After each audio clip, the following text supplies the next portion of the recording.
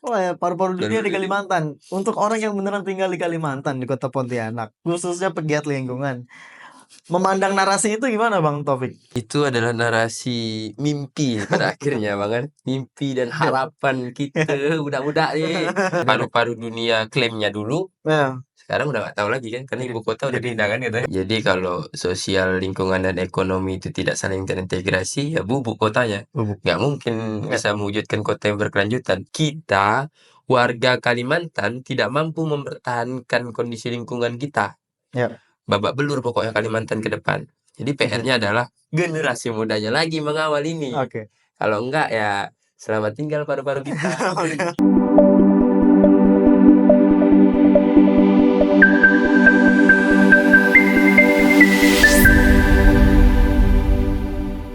Halo Sobat Hijau, welcome back to podcast Symbiosis Indonesia. Grow Together, Sustain Forever. Masih bersama Bang TS, Bang Taufik Sirajuddin, penggagas gerakan Pena Borneo di kota Pontianak. Nah teman-teman, kalau kita ngomongin soal kota yang berkelanjutan, itu tidak bisa hanya bertumbuh pada narasi pembangunan infrastruktur. Tapi bagaimana kemudian pemangku kebijakan berfokus pada membangun interaksi sosial dan narasi-narasi keadilan ekologis. Bang TS, Siap. bicara soal transformasi kota menuju yang resilient, yang tangguh, Ya, yang tangguh. berkelanjutan.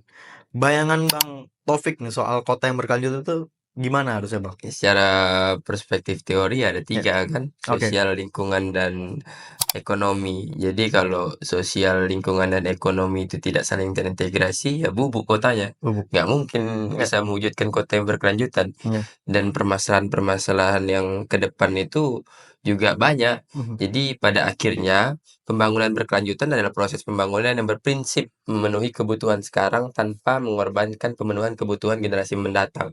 Jadi kalau pada akhirnya pembangunan ini hanya mengakomodir kepentingan hari ini aja, Bang, Ya. ya generasi masa depan hancur lebur. Oke. Kayak hari ini lah, Kalbar ataupun Pontianak lah.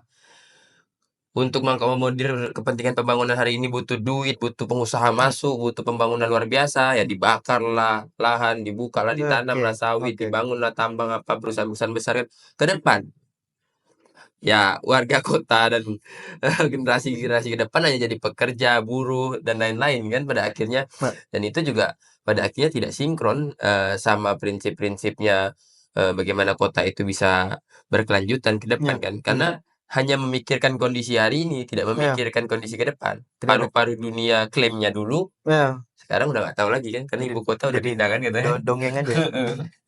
Ngomongin soal keadilan ekologis ya, bahwa nggak bisa tuh kita hanya bertumbuh pada ya ekonomi dulu aja, bakar dulu aja hutan. Maksudnya besok gimana besok? Itu kan juga repot. Nah, bagaimana Bang Taufik melihatnya kayak karena memang masalah ekonomi itu nggak bisa Ya, dikesampingkan, bisa, betul. bisa. Tapi hari ini ada isu yang lebih urgent, bagaimana nanti kemudian di mana agenda ekonomi itu mau dijalankan kalau buminya udah nggak memungkinkan. Iya, karena tadi Bang ya, Ya. nggak tahu juga saya tadi kan pemerintah ini dibayar sebenarnya untuk berpikir kan, gagas kan. Cuma pada akhirnya stuck dengan SOP kerja mungkin ya pada akhirnya. Tapi ya kita sebenarnya kan banyak penelitian-penelitian dan orang-orang pintar yang luar biasa untuk mendesain bagaimana Indonesia ataupun kalau kita ya Kalimantan sendiri itu semakin berkembang kan. Tapi pada kenyataannya hari ini ya kasus-kasus kerusakan lingkungan itu terus ada. Bahkan terakhir Embaloh tuh di Kapuas Hulu ya. Jadi ada 2 das yang akan terkena dampak dari pelebaran pembangunan sawit nanti, Bang. Nah, itu di Kapuas Hulu. Dan itu juga menjadi isu yang cukup krusial di Kalbar. Selain perusahaan-perusahaan sawit, kebakaran hutan dan lahan, pertambangan. Nah, masih banyak lagi permasalahan-permasalahan yang ada dan pemerintah mau hadir di situ juga bingung kan lawannya penguasa. Padahal ya pemerintah bagian dari penguasa begitu kan. Kayaknya mereka-mereka juga itu ya. Jadi ya kalau hanya mikirin hari ini oke lah, Kalbar oke lah, Bang. Oke. Cuman ya stagnan aja dengan SDM yang segitu kan. Iya. Nah, ini yang menarik. Pembangunan SDM ini kan pasti kalau ngomongin pendidikan dan lain-lain, isu ekonomi juga kan di situ. Harusnya terdampak kan. Jadi Iya. harusnya dengan kondisi ekonomi yang kita ada apa? Ada perusahaan, ada pelabuhan internasional, kita ada perusahaan tambang, ada perusahaan sawit, harusnya kualitas SDM meningkat dong. Harusnya kan? Iya, karena secara ekonomi meningkat ya. Iya kan? Cuman pada kenyataannya begitu kan. Oke. Kalbar masih urutan bontot.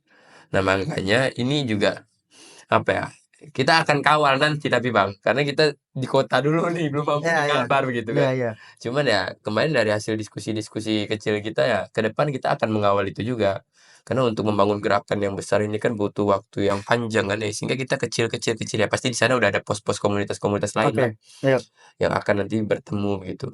Mhm. Makanya ya pada akhirnya kan kalau kita mengacu pada prinsipnya tadi kan, Mhm. lingkungannya rusak, ekonominya tinggi, tapi pada kenyataannya kondisi sosialnya Nggak membuat linear itu ya. membuat banyak permasalahan. Oke. Dan perlu diketahui juga Pontianak itu juga memiliki apa ya, beberapa kasus terkait narkoba kan Oh, oke. atau kenakalan remaja itu kan Iya. juga tinggi di Iya, iya. Kalimantan Barat.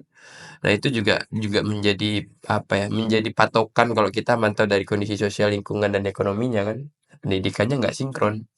Harusnya kualitas IPM-nya tinggi kan. Oke. Dengan kondisi yang itu. Mungkin Bang kurang kali kan anggarannya kan. Perlu lagi dibangun apalah, tambang-tambang itu perbanyak aja kan. Tapi di Kalbar itu Bang nanti Oh, ya. akan ada rencana nuklir.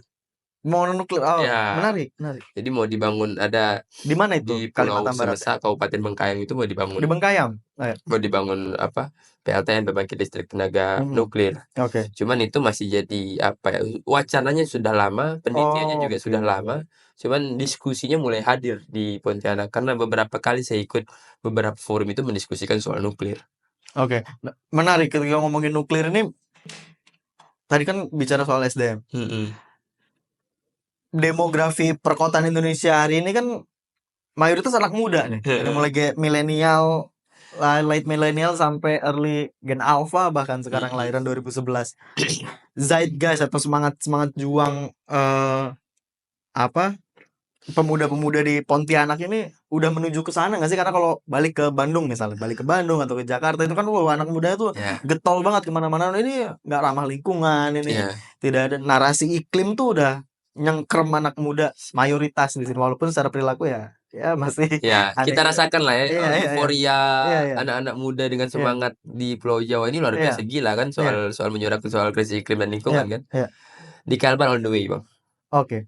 Dan hari ini ekosistemnya mulai hidup. Untuk Oke. kawan-kawan di generasi kita Mhm. membicarakan soal lingkungan itu sudah mulai hidup. Mhm. Tidak waktu saya pertama kali datang di 2021 balik habis dari kuliah itu kan masih mencari, tapi 2025 ini saya ngerasakan betul bahwasanya ekosistem di Pontianak dan di Kalimantan Barat kita saling terkoneksi dan memang saling mau Iya. menyuarakan soal Iya. permasalahan lingkungan dan krisis iklim begitu. Jadi ya kalau mau dibandingkan ya jauh lah Bang. Iya, iya, Tapi iya, ya memang. ekosistemnya mulai kerasa hari ini Oke. Pontianak, semangatnya mulai hidup. Iya. Sama kawan-kawan generasi muda di Pontianak yang akan terus Mhm. mengawal isu permasalahan lingkungan dan Iya. kerusakan lingkungan begitu Bang.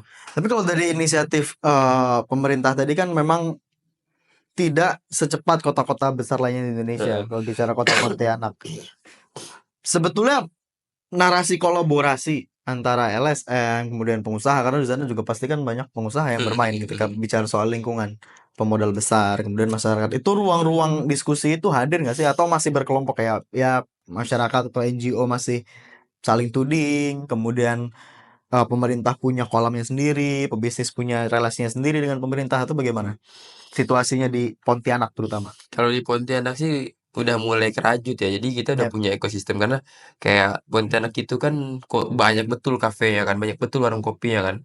Dan pemerintah hari ini kalau untuk permasalahan lingkungan yang dimana spesifiknya untuk menyelesaikan permasalahan sampah itu pemerintah udah kolaborasi sama beberapa pelaku usaha yang punya kafe ataupun resto ataupun hotel ataupun apa lagi ya, ya pokoknya sektor swasta lah, itu Yap, pemerintah udah yap. berkolaborasi dan di tengah-tengahnya ada komunitas-komunitas. Oh, Itu sudah berjalan kalau di Pontianak. Pontianak ya. Dan inisiatif ini sudah beberapa tahun ke belakang lah itu di apa, pelan-pelan digagas dan dikolaborasikan bersama-sama Yap. begitu. Cuman kalau di kabupaten-kabupaten lainnya ya mungkin belum kayaknya Bang kan. Tapi kalau kita ngacunya ke Pontianak sudah mulai Yap. gitu. Itu Bang. Bicara soal narasi anak muda, dulu ada sempat viral video dari ada aktor Hollywood main ke Kalimantan bicara soal Borneo. Mhm. Itu terkenal. Salah satu menteri waktu itu ada pejabat yang sekarang masih megang jabatan spesifik di kementerian. Mhm.